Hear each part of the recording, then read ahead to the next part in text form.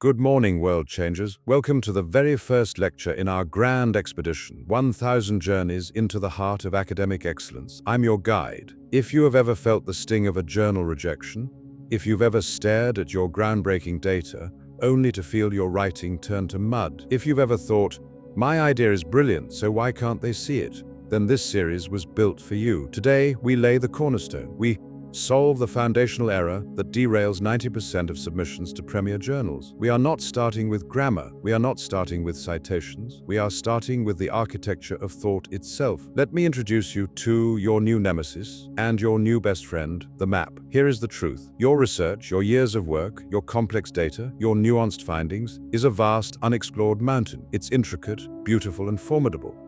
But your journal article? Your article is not the mountain. Your article is the map and the guided tour, and Nature, Science, Cell. They are not in the business of publishing raw, confusing topography. They publish impeccable, elegant maps to the highest peaks. Now picture two guides. The first guide meets a climber at the base, hands them a heavy backpack of technical gear, and says, "Let's go." He leads them into a dense, foggy forest, the forest of your methods and raw data.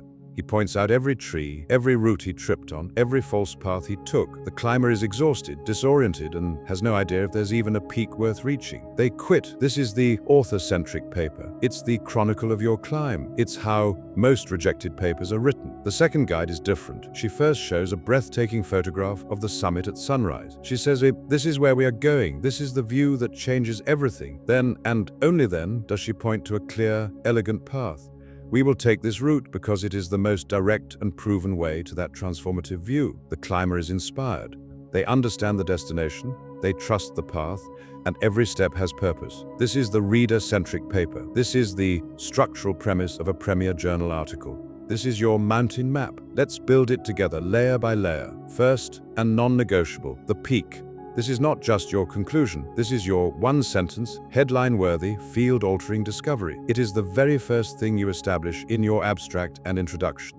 You must plant your flag on the summit before you describe the climb. You say, "Here is the new truth," and you make it undeniable in its clarity. Second, base camp, your introduction. This is not a literature review dump. This is orientation. You quickly show the known landscape. Here is what our scientific community understands about this range. Then you point decisively to the fog-shrouded, uncharted peak.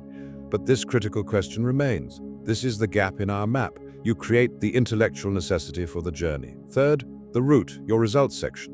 This is the logical sequence of your key findings. Each major experiment, each critical dataset, is a landmark on the path. To reach the peak, we first ascended the northern ridge, Experiment 1, which proved the rock was stable. This allowed us to cross the crevasse field, Experiment 2, revealing the final approach. Notice the path is clean. It omits the dead ends, the broken equipment, the 10 trial runs that failed. It is the curated, evidence-backed story of success. Fourth, the gear check, your methods. This is placed precisely where the journal requires it, often in the back. It is complete, replicable, and trustworthy. But it is not the narrative. It's the appendix that proves the guide's credentials and allows others to follow. Finally, the view from the top, your discussion. Here, you stand on the summit with the reader and look out. From this new height, we can now see 3 new valleys for exploration. This changes how we understand the geology of the entire region. Our map redraws the boundaries. You connect your singular discovery to the vast landscape of human knowledge. Your fatal mistake, the one that creates that feeling of mud, is writing the paper in the order you lived the research. You are emotionally attached to the struggle of the climb. The reader, the editor, the reviewer, they only care about the legitimacy and impact of the peak. So, your assignment before Lecture 2 is this revolutionary 5-minute ritual. Do not write a single sentence of your manuscript until you do this. Take a physical piece of paper.